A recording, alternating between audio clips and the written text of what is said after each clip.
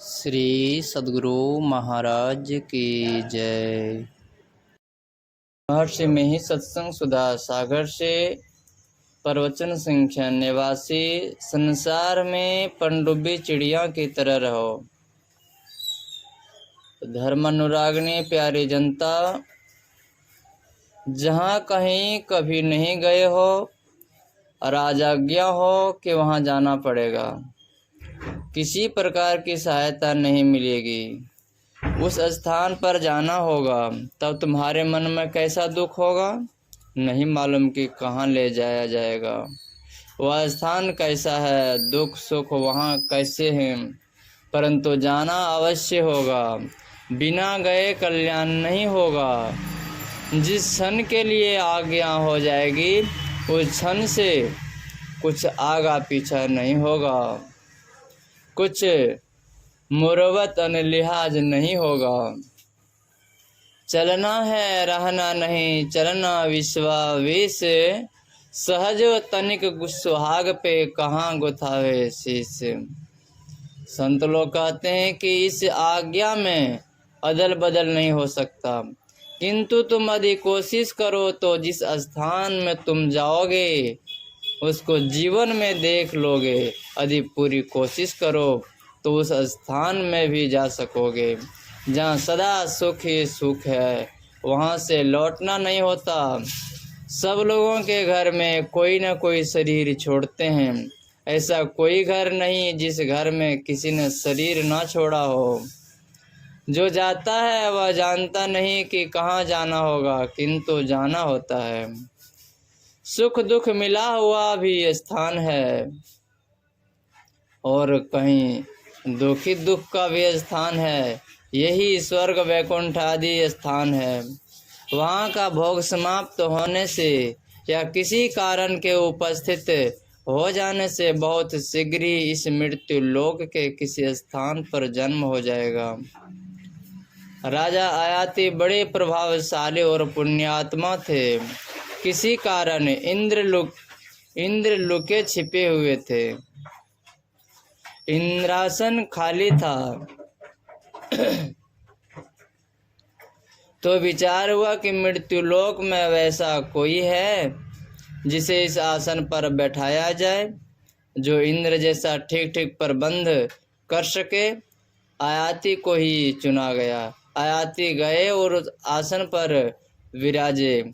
यदि आयाति ठीक तरह से रह सकते तो जब तक इंद्र नहीं आते तब तक वहाँ रहते, किंतु आयाति को घमंड हो गया। वहाँ लोगों को वे अपमानित करते थे। सभी ने विचारा कि इनको नीचे गिराना चाहिए, इसलिए उनके सामने उनके पुण्य की चर्चा करो। वे अपने मुख से पुण्य की चर्चा करेंगे और नीचे गिर जाएंगे। ऐसा ही हुआ। घमंड में आकर अपने पुण्य का वर्णन करने लग गए और वहां से नीचे गिरा दिए गए। सूरपुर ते जनु खगेश आयाति।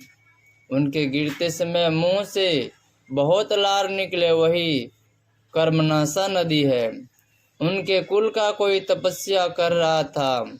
उसने समझा कि मेरे कुल के श्रेष्ठ आदमी नीचे गिर रहे हैं, इसलिए उसने कहा कि ठहर जाइए, तो वे वहीं ठहर गए।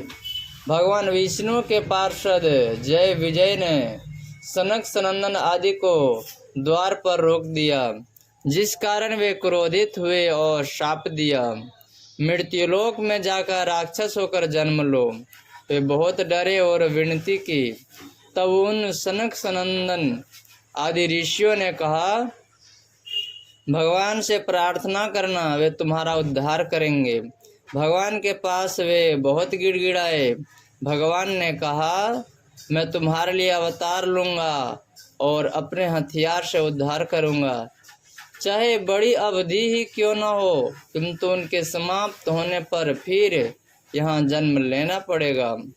गोलोक में राधा जी ने कृष्ण के सखा श्री दामा जी को शाप दिया। श्री दामा जी ने भी राधा जी को शाप दिया। श्री दामा जी राक्षस हो गए और राधा जी को इस पृथ्वी पर जन्म लेना पड़ा।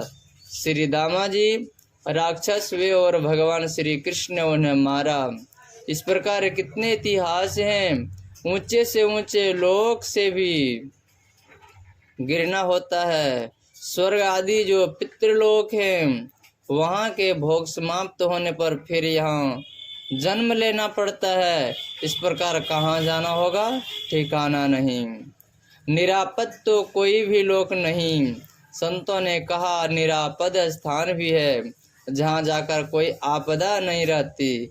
संतों के आज्ञा के अनुकूल यदि तुम बरतो, आचरण करो, आने भक्ति करना आरंभ करो और पूरी भक्ति नहीं कर सको तो शरीर छूटने पर फिर तुम स्वर्ग स्थान को पाओगे और वहां से लौट आकर फिर ईश्वर का भजन करोगे और उस निरापद पद को प्राप्त कर लोगे।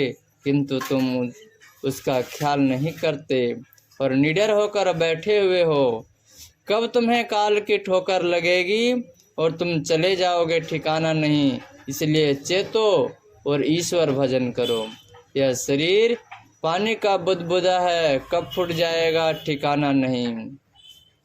नहीं बालक नहीं यौवने, नहीं वृद्धि कछु बंध, वह अवसर नहीं जानिए जब आए पड़े जम फंद। बालकपन में मरोगे कि जवानी में मरोगे कि बूढ़ी होकर मरोगे, ठिकाना नहीं।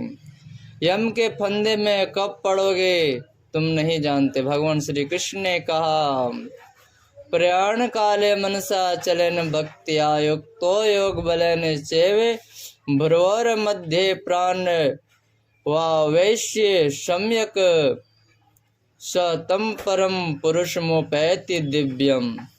अर्थात वह भक्त युक्त पुरुष अंत्यकाल में भी योग बल से भ्रिकुटी के मध्य में प्राण को अच्छी तरह स्थापित करके फिर निश्चल मन से स्मरण करता हुआ उस दिव्य परम पुरुष परमात्मा को ही प्राप्त होता है। जो कोई इसके दर्शन का हिस्सा का आदत लगा लेता है और मरने के समय उसी और मन लगाता है तो उसी परम पुरुष को प्राप्त करता है।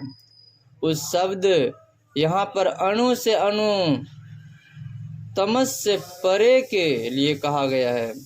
यह बिल्कुल निरापद तो नहीं है, किंतु इसको जो प्राप्त करके शरीर छोड़ेगा तब जो फिर इस संसार में आएगा तो इस संस्कार से प्रेरित होकर फिर भजन करेगा और निरापद स्थान को प्राप्त कर लेगा।